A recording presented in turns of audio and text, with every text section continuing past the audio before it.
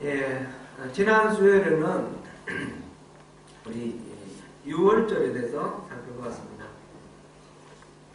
6월절은 유자가 지나간다, 넘는다 그런 뜻이고 월자도 같은 뜻이고 그래서 영어로는 패스오버, 히브리 말로는 페사흐라는 그런 단어인데 지나간다, 넘어간다 그런 뜻으로 이 애굽에서 있었던 10번째 재앙 중에 10가지 재앙 중에 마지막 10번째 재앙, 모든 집에 그 장자와 그리고 짐승의 초태생이 죽는 그런 죽음의 재앙, 이 재앙이 6월절 어린 양의 피가 좌우 문술주와 인방에 발려진 집을 지나갔다 해서 우리 이스라엘 사람들은 어린 양을 잡아서 그 피를 발랐기 때문에 그 피 안에 있던 모든 사람들은 그 죽음의 저주, 그 재앙이 지나갔다 해서 그날을 6월절이다 이렇게 이름을 한다고 했습니다.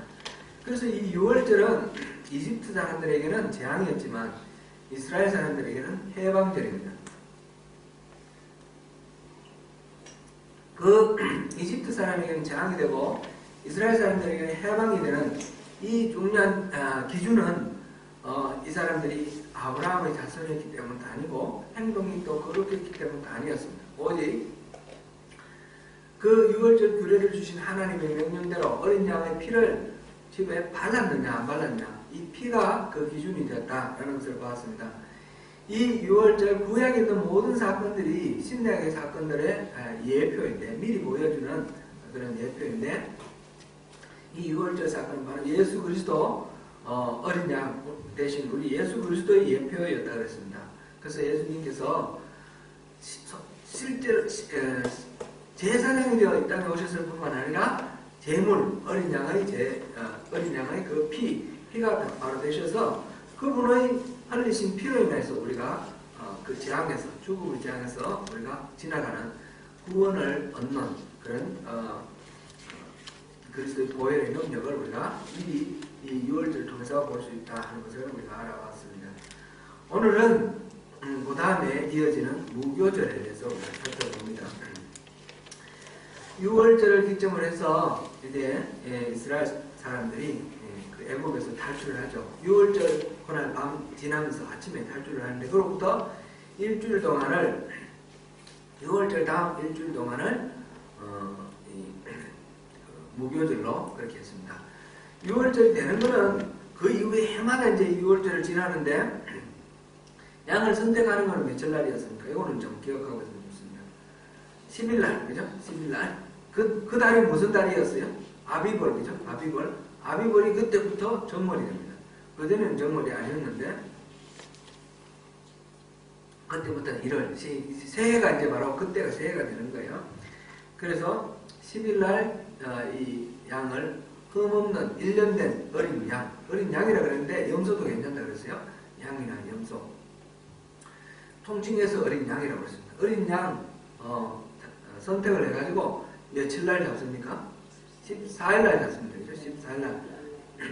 4일 동안의 시간이 있습니다. 이 4일 동안 시간은 흠없는 어린 양을 점검하는 시간입니다. 그래서 혹시나 무슨 흠이 발견되면 바꾸고 그래서 완벽하게 흠없는 그런 양을 잡아야 된다. 그런 의미입니다. 그래서 14일날 잡아가지고 허리에 띠를 메고 선 상태에서 이 어린 양의 고기를 그대로 구우라 그랬습니다.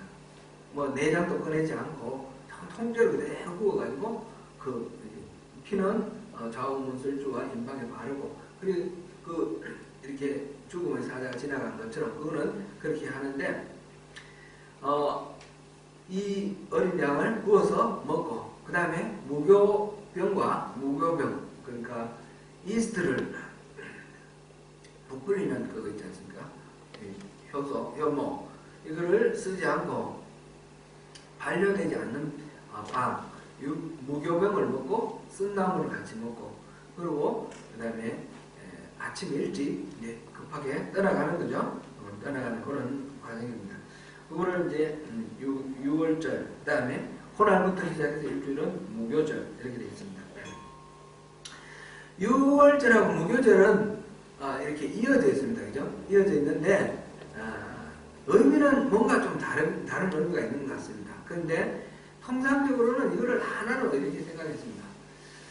누가복음 22장에 보니까 22장 1절에 보니까 유월절이라 하는 무교절이 왔다 이렇게도 표현되어 있고요. 그 다음에 유월절 양을 잡는 무교절이다 이렇게도 표현되어 있습니다. 그걸 보니까 일상적으로는 그냥 유월절과 무교절을 이렇게 같이 통상적으로 생각을 하고 있었던 것 같습니다. 유월절의 의미부터 먼저 한번 생각해 보겠습니다. 유월절이라는 건 죽음의 신이 지나간 거지 않습니까? 죽음의 사자가 지나가고 모든 집에 이 재앙이 닥치게 있는 그런 상황.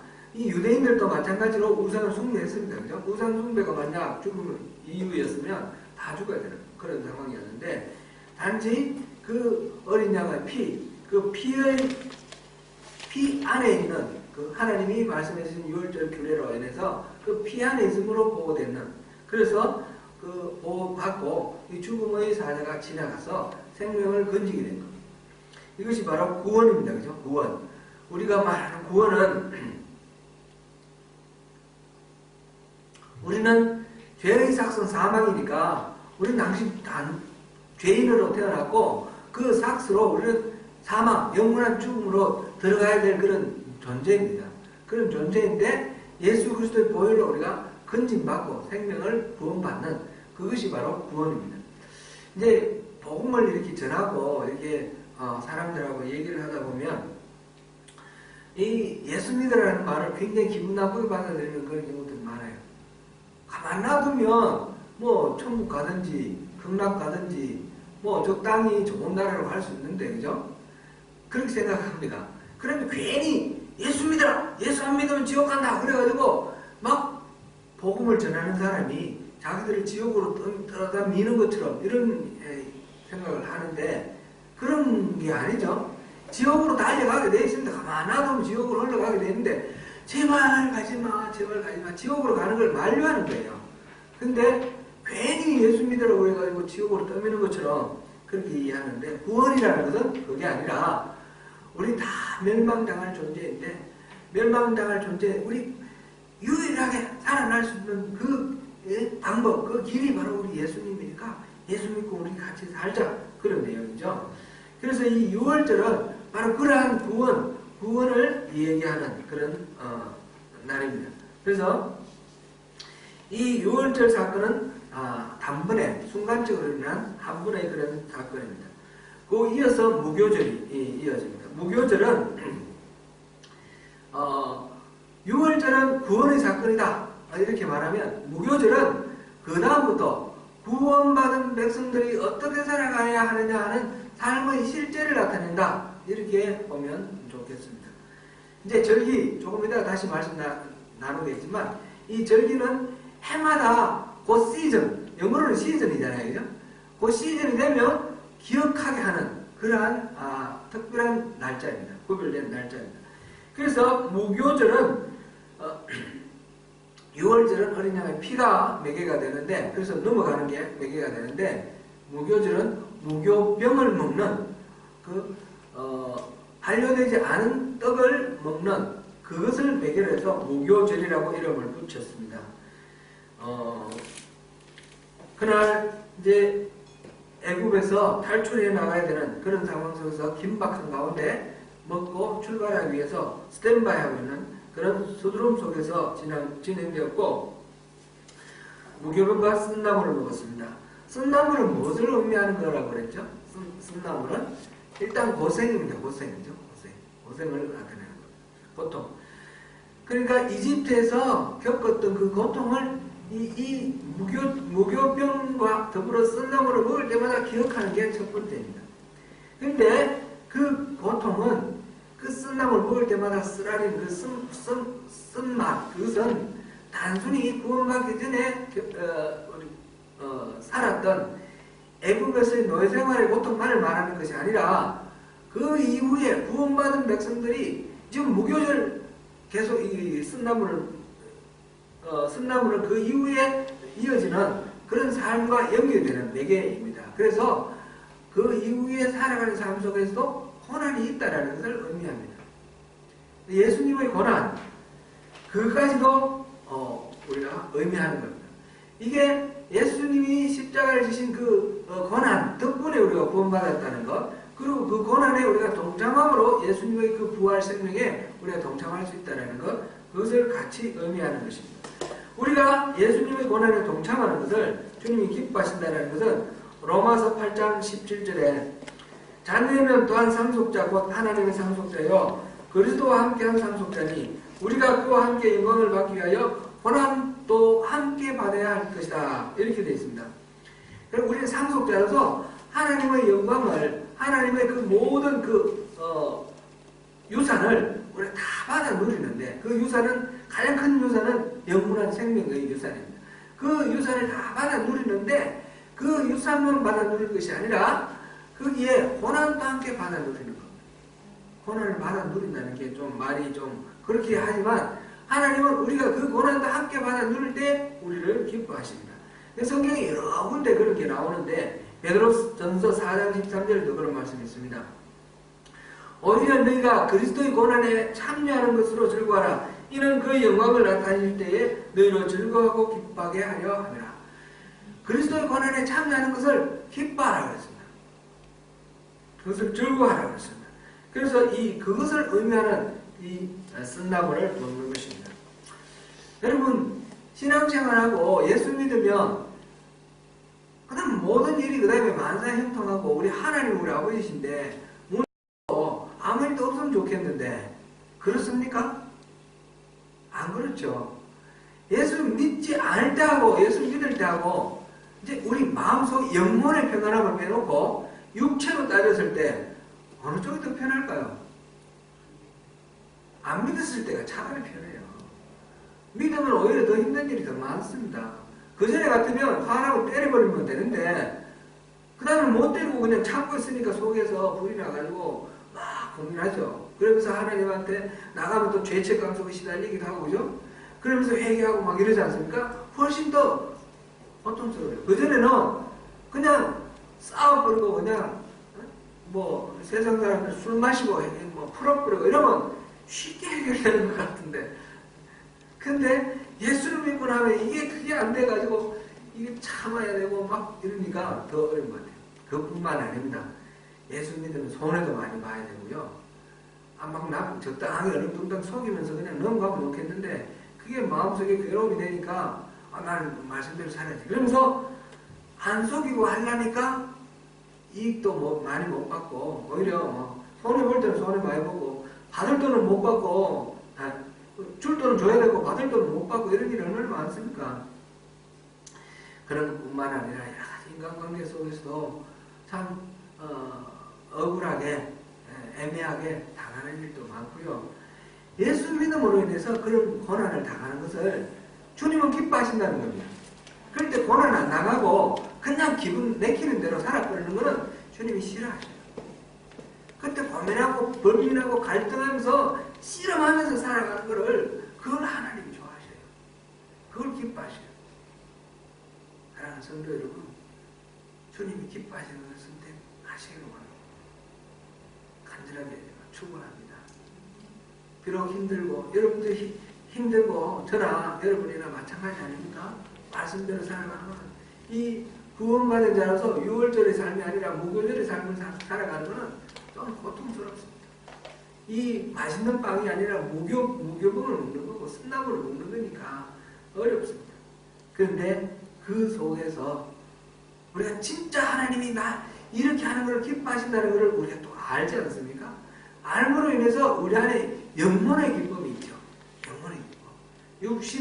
육신으로 조금 어떻더라도 영혼의 기쁨이 있으니까 육신이 힘든 게 사실은 힘들지 않습니다. 오히려 더 우리는 힘이 나고 우리 승리할 수 있습니다.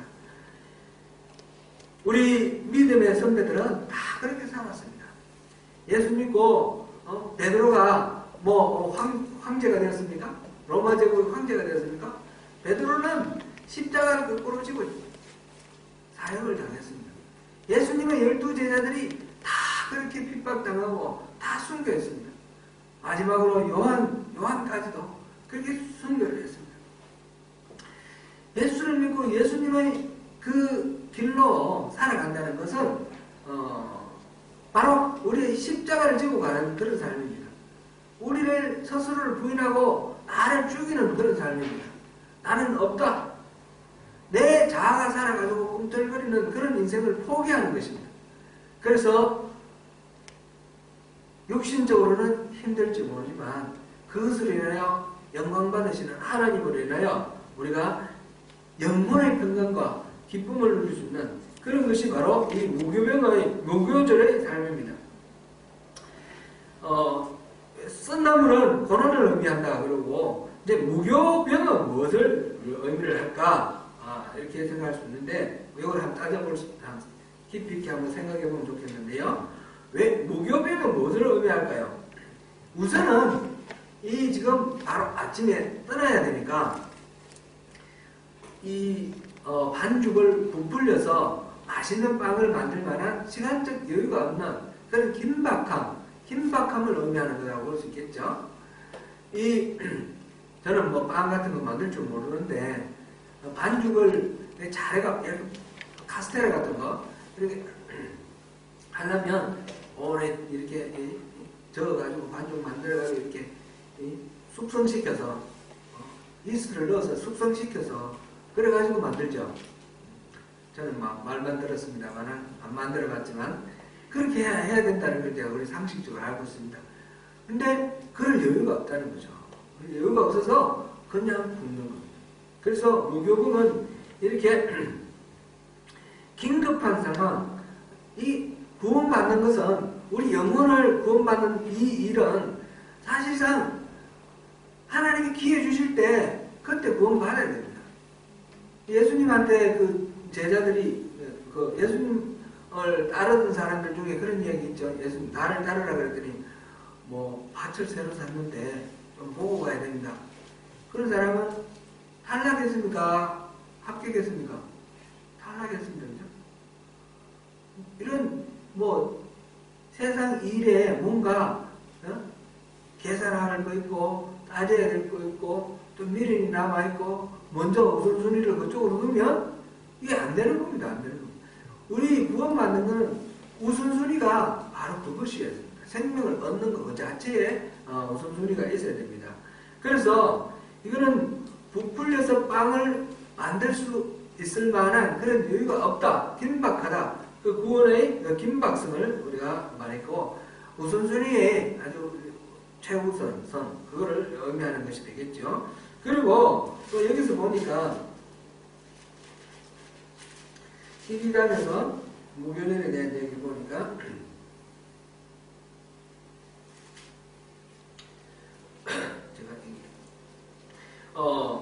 광야에서 이렇게 나가는데 39절에 그들이 애굽으로부터 가지고 나온 발교되지 못한 반죽으로 무교병을 구웠으니 이렇게 되어 있습니다. 지금 그 다음부터는 그날 딱 출발하고 그냥 끝이 아니라 가다가 어디 뭐 레스토랑이 있다든지 또는 뭐 어디 음식점이나 아니면 파켓세리가 있다든지 뭐 그런 거 아니지 않습니까? 광야를 가야 됩니다.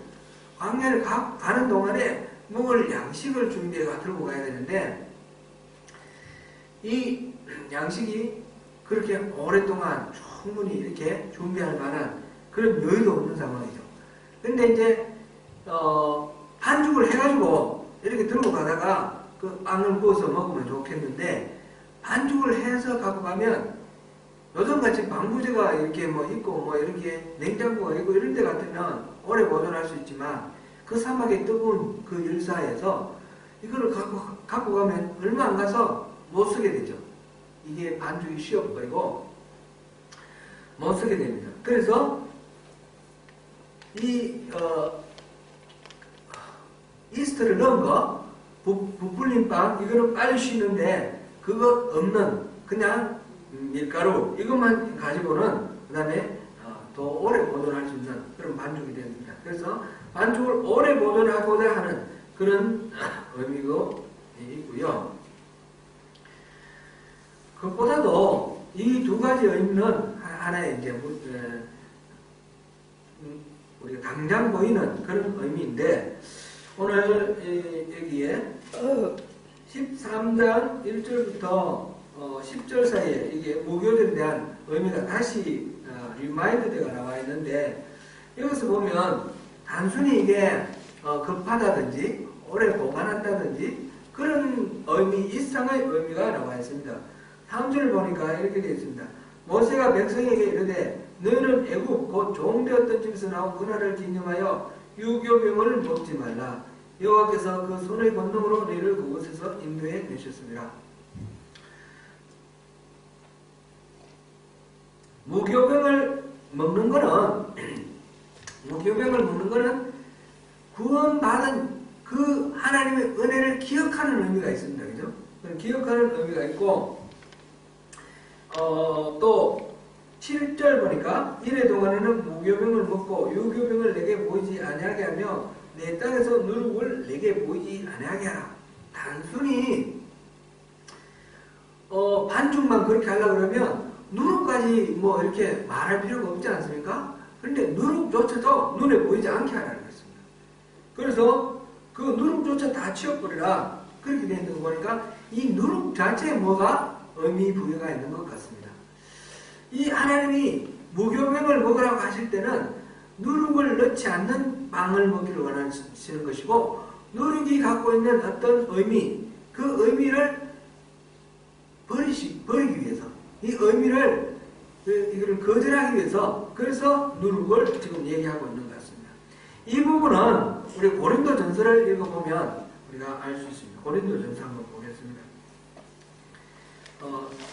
사실 무교절은 일주일 동안만 우리 지키지만 실질적으로는 구원받은 백성의 삶의 실제라고 했으니까 이거는 계속 이어지는 그런 구원받아서 우리 천국 갈 때까지 이어지는 그런 삶입니다. 그거를 일부를 끊어서 이렇게 어떻게 살지 우리에게 결단을 요청하는 건데, 고린도전서 5장 6절 7절을 보겠습니다.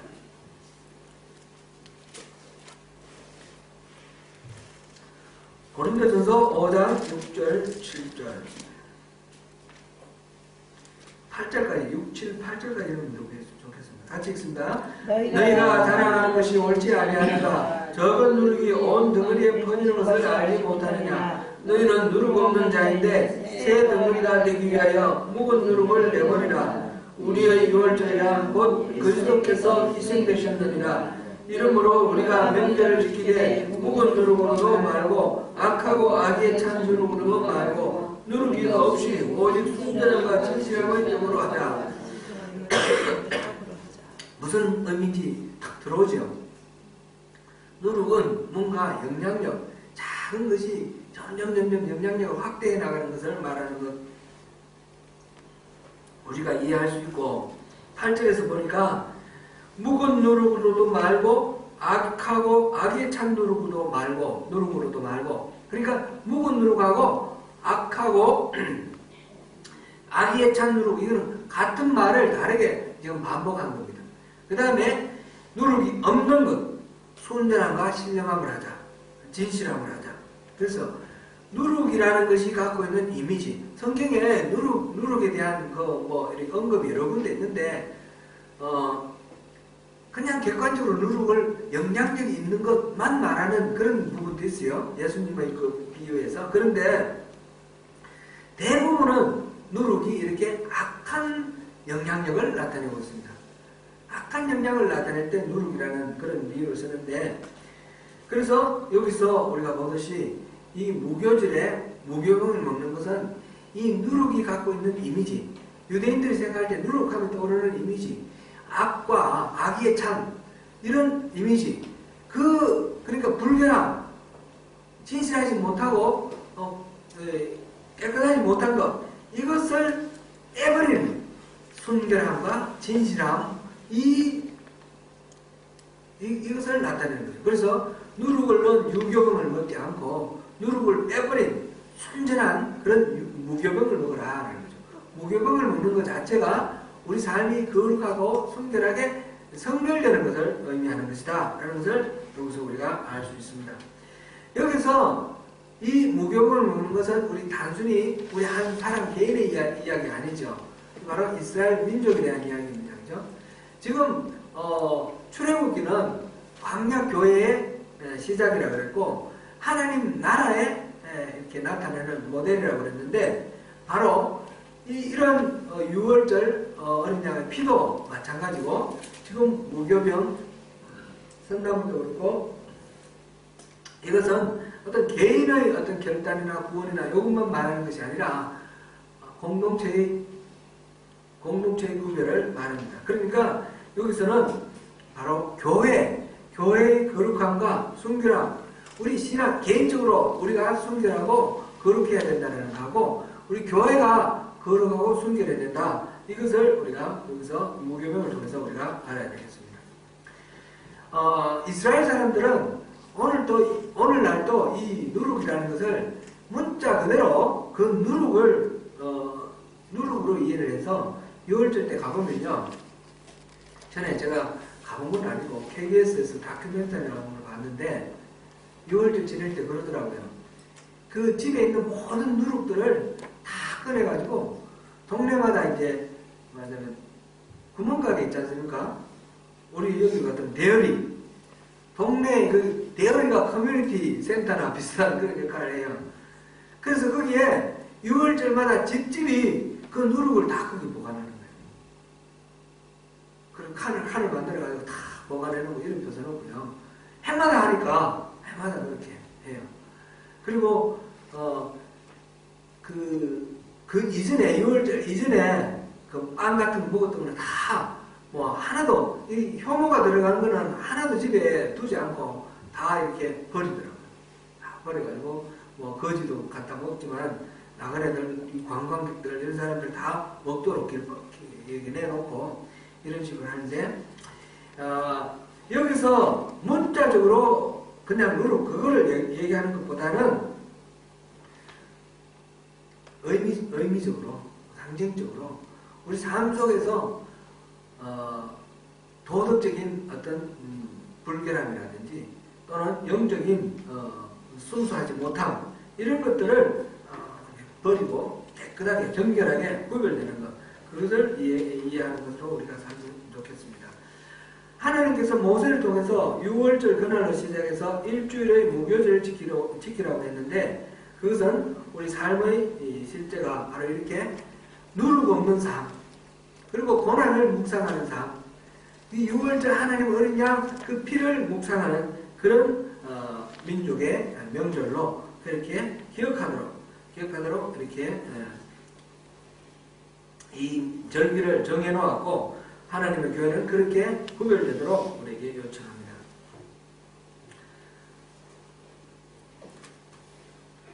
유월절과 무교절은 한 번만 끝나지 않고 해마다 돌아옵니다.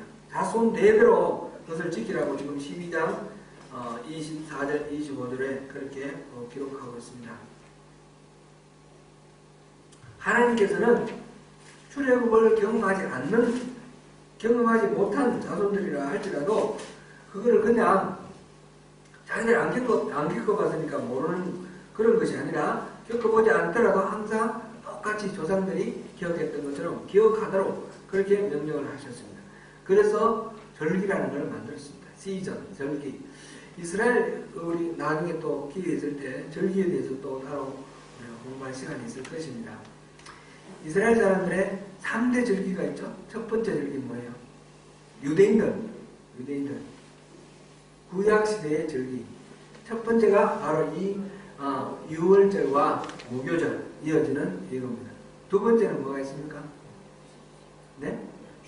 맥추절, 오순절 7749, 이 6월절부터 7주간 지나가서 거기에 맥추절, 77절. 그 다음에 또 있습니까? 네? 나팔절, 대속죄일 연결되는, 이제 6월절이 1월이거든요. 1월이고, 그 다음에 그러니까 유대인 달력으로 1월에 6월절이고, 그 다음 7월 1일이 나팔절이 돼요. 7월 1일이. 그리고 7월 10일이 대속죄일이에요.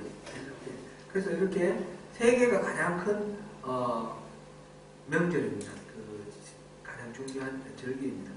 그 이후에 나온 절기들이 이제 수전절이 있고, 그 다음에 에스더 그게 무슨 부림절 이런 것들이 나중에 이스라엘이 멸망당했다가 회복되는 과정에서 에스더 사건 있을 때 그때 부림절이라는 게 생기고, 지난번에 우리 성경 공부할 때 마카베오 배웠지 않습니까? 마카베오 때 그 안티오코스 에피파네스가 그 성전을 막 더럽혀가지고 돼지를 그냥 돼지 피를 바르고 뭐 우상을 세워놓고 그걸 억지로 돼지고기를 먹게 해가지고 많은 제사를 죽이고 이런 일이 있었는데, 그 성전을 다시 이제 깨끗하게 하는 거, 수리하고 회복하는 그 과정이 있어요. 그게 수전절, 성전을 수리하는 날. 그래서 수전절이 이렇게 나중에 예수님 당시에 보면 수전절이 있거든요. 수전절, 부림절 이렇게 나오는데, 그게 시즌인데, 그 시즌들은 해마다 그때 되면 돌아오죠. 해마다 돌아와요.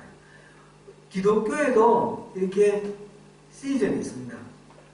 감리교회에서는 이 시즌을 중요하게 생각합니다.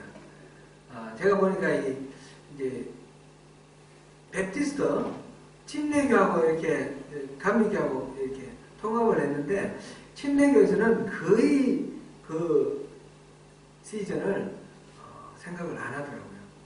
그래서 제가 이제 감리교처럼 그 시즌을 계속해서 이렇게 지키는 것을 적절하게 좀 가미를 해서 이렇게 수정을 해서 했는데, 감리교에서 왜 이 시즌을 중요하게 생각하냐면, 기독교의 시즌은 예수님의 일생에 대한 이야기예요.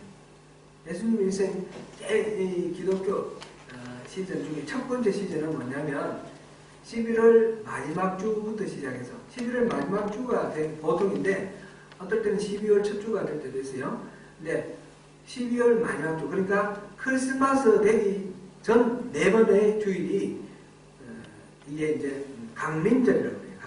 강림절 또는 대강절 이렇게 말해요. 대강 넘어가는 건 아니고, 강림을 기다린다. 대자가 기다릴 대자에서 강림을 기다린다. 누구의 강림을 기다리는 것 같아요? 예수님의 강림을 기다린다. 강림절이 첫 번째 시즌이고, 그 시즌 끝에 크리스마스가 옵니다. 크리스마스 오고, 이제 그 다음에 1월 6일 날이 주현절입니다. 주현절. 근데 이거는 크게 중요한 건 아니고 강림절에 쭉 이어지는 거라고요 보고요. 그 다음에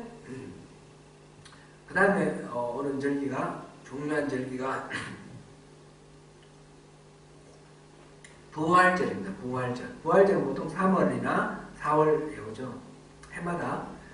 이 부활절은 뭐를 기억하는 날 같습니까? 예수님의 부활이죠. 예수님이 십자가에 달려 죽으신 고난하고 다시 살아나심이죠. 그래서 부활절을 기준으로 해서 그 앞에 40일, 주일을 제외한 40일, 그거를 뭐라고 하죠? 사순절. 순이 열을 나타내지 않습니까? 그래서 40일, 그게 이제 사순절입니다. 부활절 중심으로 앞에 사순절이 있습니다. 그리고 50일 후가 오순절이죠. 오순절이 요즘 우리 그러면 성령 강림절입니다. 성령 강림절. 여기는 주일 빼고가 아니라 주일을 포함해서 50일. 여기는 주일을 빼고 40일. 그렇게 해서 살짝 비슷하게 들어가죠.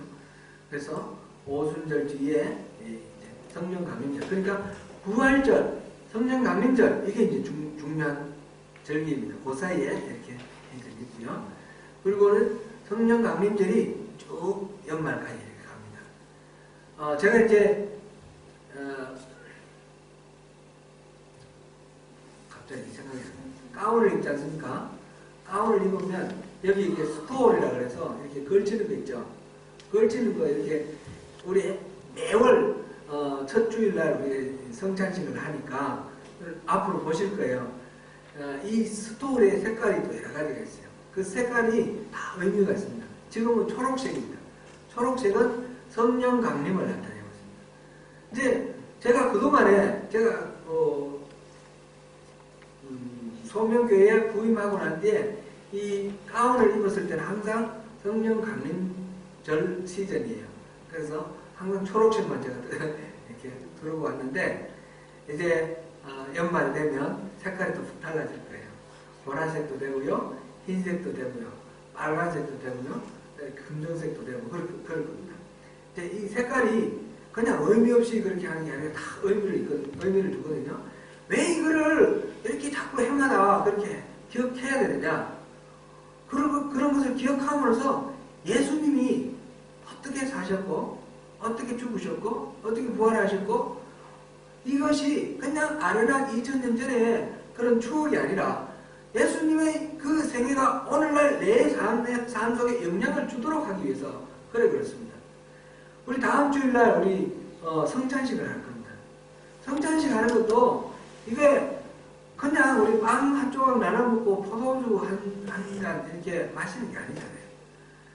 그게 나를 기억하라, 나를 기념하라 이렇게 적혀있는데, 그럼 우리 예수님 2000년 전에 돌아가셨던 예수님이 이 성찬식을 제정했으니까 예수님 잊어버리지 않기 위해서 그냥 그렇게 하는 것도 아닙니다. 그런 것 이상입니다. 이 성찬에 우리가 참여하는 것 자체가 이걸 해마다 반복하고 하는 것은 해마다 월마다 어떤 교회는 매주 하는 데도 있습니다. 성공회 같은 데는 매주 하고요. 감리교는 매주 하는 데를 매주 하는, 저는 좀 매주 했었으면 좋겠는데 좀 이렇게 상황 봐서 적절하게 조화를 해야 되니까. 그런데 이 이유가 뭐냐면 우리가 매번 이 성찬을 통해서 예수님의 살아계신 그 실제, 그 존재, 프라이언스를 우리가 기억하고 또 누리는 그것을 위해서 그렇습니다. 빵이 예수님의 몸이라 그랬지 않습니까? 포도주가 예수님의 피라 그랬지 않습니까? 그냥 기억으로 하는 게 아니라 이것을 먹고 마실 때에 내가 내 안에 계신 예수님을 새롭게 이렇게 느끼고 감각하고, 그뿐만 아니라 내 안에 계신 예수님의 명령을 듣고 순종하고 내 삶이 변화되는 그런 삶의 변화를 추구하는 겁니다. 그러니까 여기서 옛날 구약시대에 유월절을 주신 하나님의 의도나, 오늘날 기독교에서 시즌을 지키는 의도나, 여러가지 성찬 또는 세례 이런 의식을 하는 의도나, 그 모든 의도는 마찬가지입니다. 다 같습니다. 그거는 과거를 기억하는 그런 것이 아니라, 우리가 6월 6일날 현충일날 국가에서 무슨 이렇게 현충일 해가지고 기념하는 거는 과거에 있었던 것을 잊지 말자라는 그런 기억이지만, 우리 신앙 속에서 이것을 기억하는 것은 과거에 있었던 일을 기억하는 걸로 끝나는 것이 아니라 그 일이 오늘날 우리 삶 속에 일어나기를 우리가 바라고 내가 그렇게 살기를 결단하는 그런 내용입니다. 절기를 신앙 속에서 우리가 기억하는 이유가 바로 그거다라는 것. 오늘날 어떤 분은 그렇게 말을 했어요. 우리 교회가 앓고 있는 가장 큰 중병이 뭐냐. 그 말을 영적인 기억상실증이다 이렇게 표현한 분이 있어요.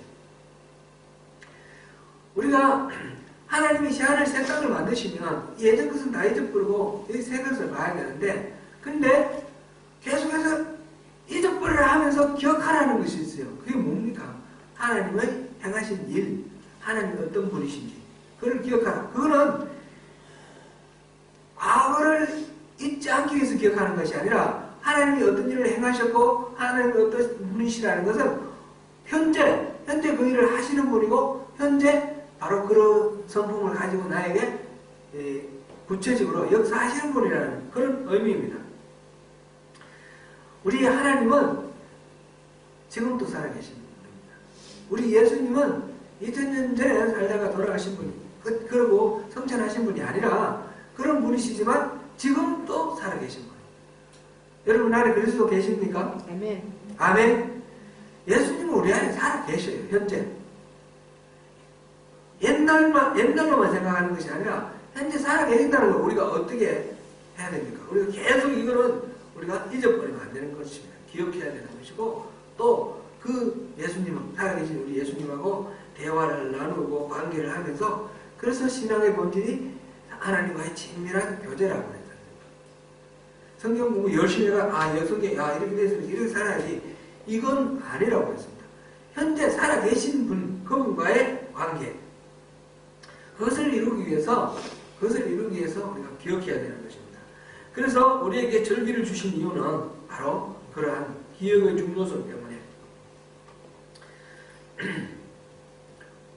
오늘도 역사하시는 하나님, 오늘도 구원하시는 하나님, 오늘도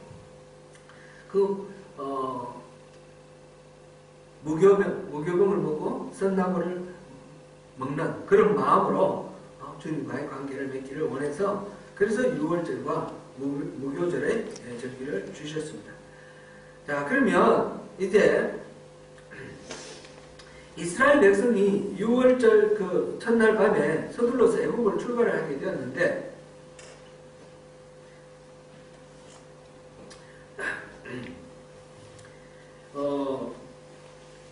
이거 나오는 장면도 우리가 잠깐만 보고요. 이거 그냥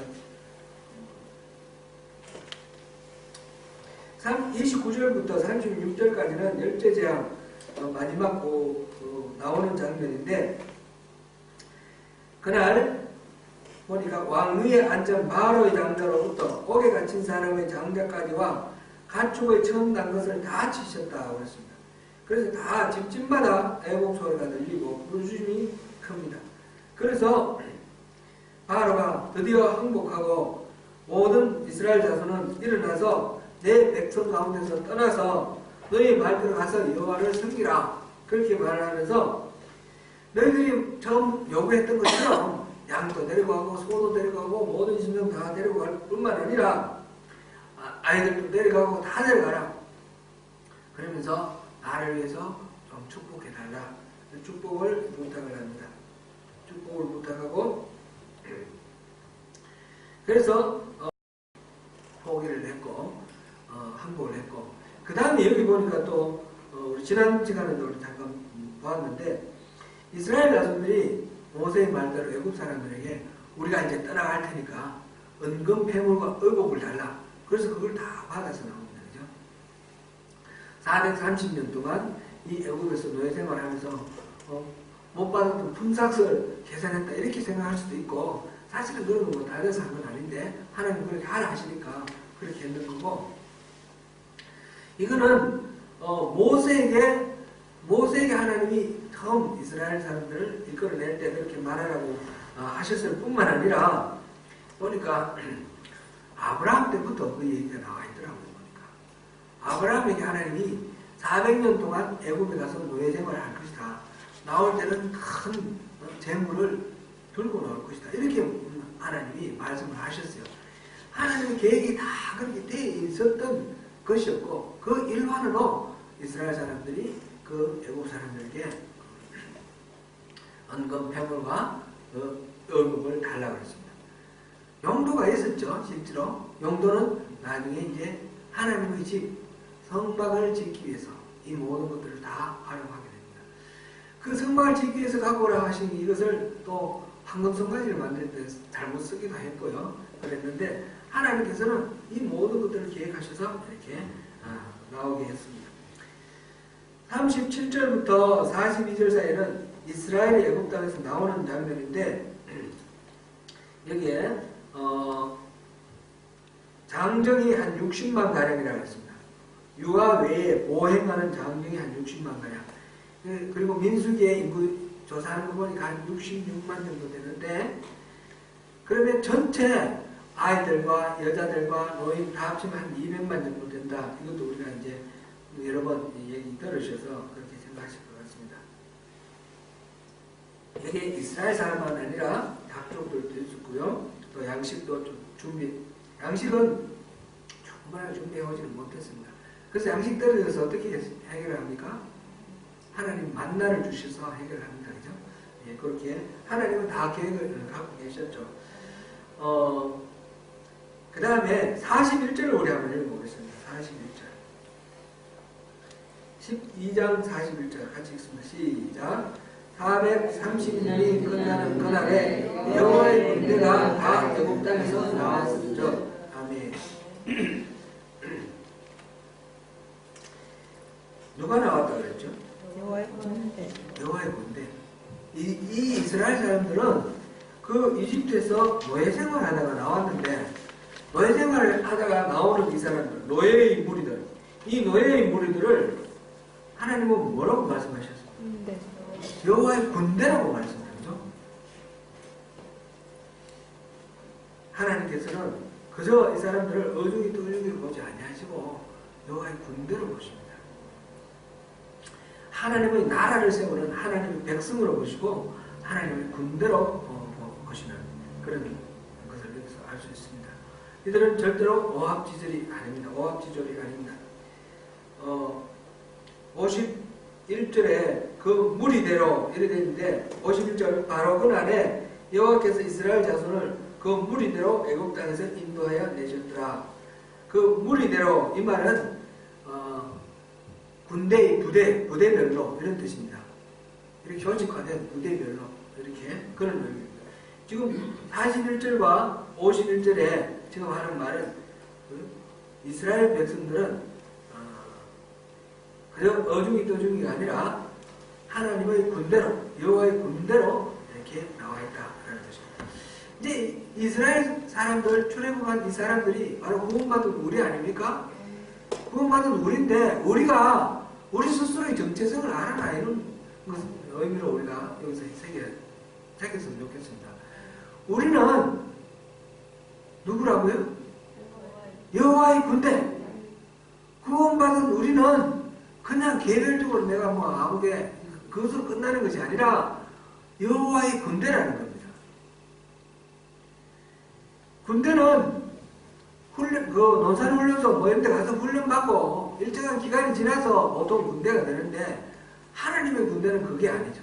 하나님의 군대는 어떻게 구성이 됩니까? 나이가 20세 되면 군대가 되나요? 그거 아니잖아요. 그죠? 어떤 사람이 군대가 됐습니까?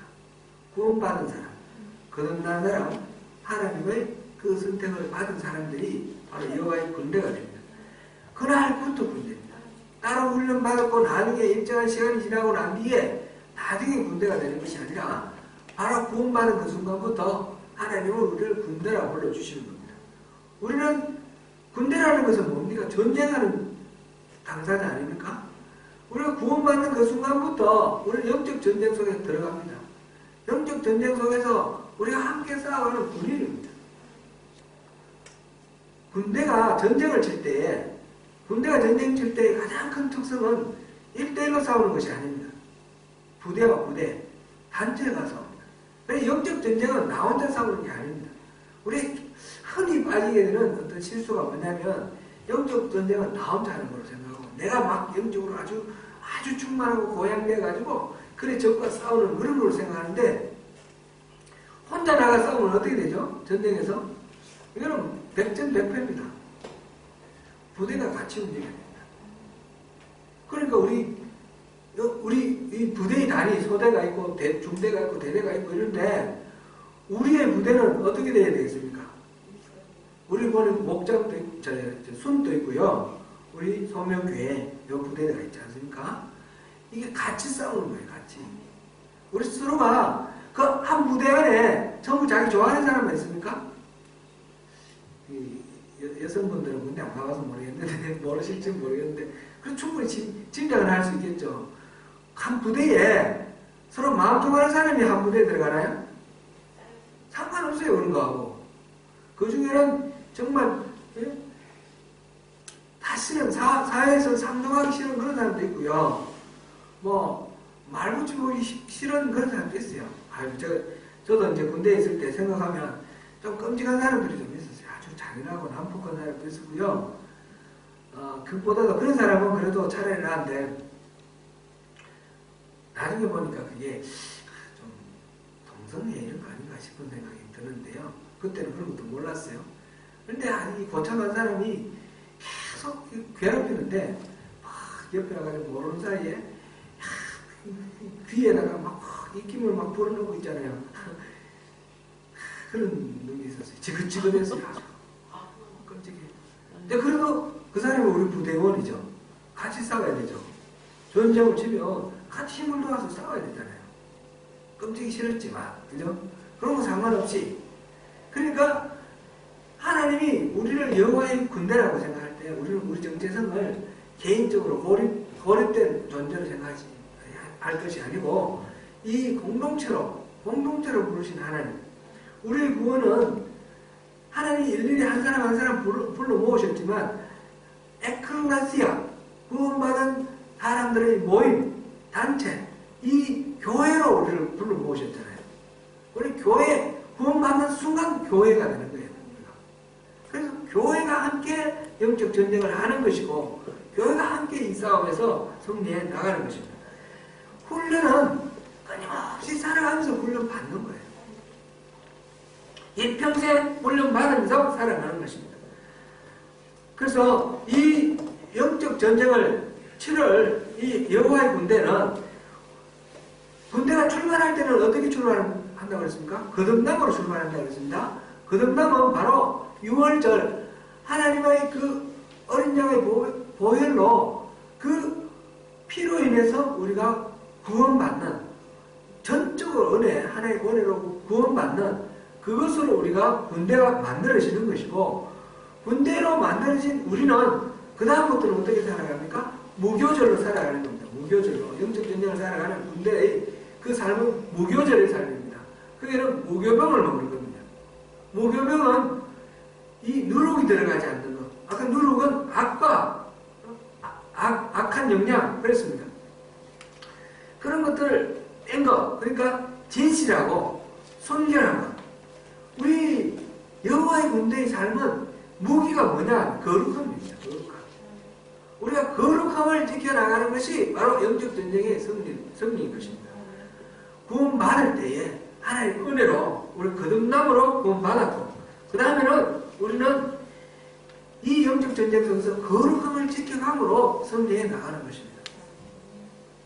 그것을 서로 힘을 모으고 도우면서 함께 싸워나가는 전쟁. 이것은 그 거룩함은 뭐죠? 거룩함을 우리 잠깐만 한번 해보죠. 어떤 게 거룩한 겁니까? 거룩함은 우리가 생각하는 게 어떤 지난번에 우리 거룩함을 성경 공부 시간에 거룩함이 뭔가 한마디로 말하면 뭔가 하는 걸 한번 짚어봤는데요. 기억나셔요? 거룩함은 이렇게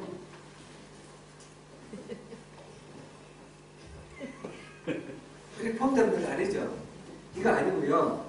그리고 삶 속에서 뭐 이렇게 음란한 거, 그 다음에 뭐 나쁜 생각하는 거, 이런 거 없는 거, 그게 거룩함인데, 그 거룩함을 총체적으로 말할 때, 한마디로 말할 때, 거룩함을, 가장 기본적인 속성을 한마디로 말할 때 뭐라고 그랬습니까? 한 단어를 했는데, 우리가 신학 중에 가장 중요한 그것이 뭐냐? 이렇게 말할 때, 그 답하고 같다고 그랬습니다. 기억나세요? 거룩함은 관계입니다. 관계입니다. 거룩함은 하나님과의 온전한 관계입니다. 그리고 이웃과의 관계입니다.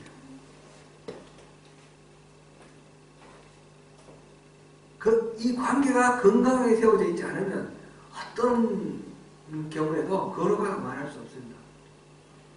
거룩함은 항상 하나님을 의지하는 것. 이게 의로움이고 그게 거룩한 것. 또 이웃과의 관계 속에서 관계. 거룩함은 원래 그 말의 의미는 구별된다라는 그런 말에서 나왔습니다. 구별된다라는 것은 남다르다 그런 뜻이에요. 그죠?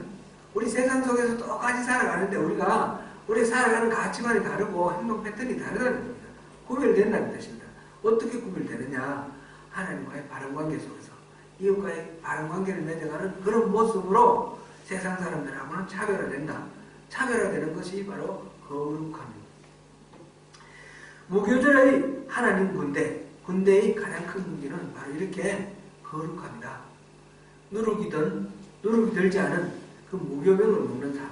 우리 삶 속에서 달콤하고 내한테 뭔가 마음에 쏙 들고 그냥 편안하고 그런 것이 아니라 좀 불편하고 좀 어색하고 좀 손해가 되고 어렵더라도 순전한 하나님이 기뻐하시는 순전함, 진실함, 그것을 우리가 추구해 나가는 것이 바로 여호와의 군대의 무기라는 것입니다. 바로 이 교회, 우리 소명교회, 하나님의 군대인 소명교회, 이 교회를 세워나가는 그 과정 속에서 우리가 고통이 따를 것이고, 하나님의 뜻을 구하며 순종해 나가는 과정은 힘든 일, 어려운 일들이 있을 것입니다. 이 모든 과정 속에서 하나님이 기뻐하시는 것은 바로 이 무교절의 삶, 거룩함의 삶, 거룩한 삶을 통해서 교회가 세워지고, 우리를 구원하신 6월절 하나님의 어린 양, 이 보혈의 피가 값지게 그 영광, 그 의미, 그것이 드러나는 것은 바로 우리 무교절의 삶을 통해서 영적 전쟁에서 거룩한 삶을 살아나가는 것, 이것으로 그 모든 것들이 정리가 해결될 것입니다. 우리 참 하나님의 백성답게 살아가는 일, 때로는 우리에게 갈등을 주고 때로는 많은 어려움도 있습니다. 그러나 우리는 모두 다 승리할 수 있습니다. 승리할 수 있죠? 아멘. 이 자리에 계신 분들이 이 우리 영적 전쟁의 우리 부대, 소명교회 부대에 앞서시는 그런 리더가 되시는 분들이신데, 그 역할들을 잘 감당하실 때에 주님께서 기뻐하실 것입니다. 주님이 예배하신 것들이 우리가 상상할 수 없는 그런 풍성한 것들이 주님께서 다 예배해 놓으시고 있으십니다. 그 주님의 성취를 우리가 기대하면서 오늘도 또 승리하시고 내일도 승리하시고 매일매일 승리하시는 우리 모두가 되시기를 축원합니다. 기도하겠습니다.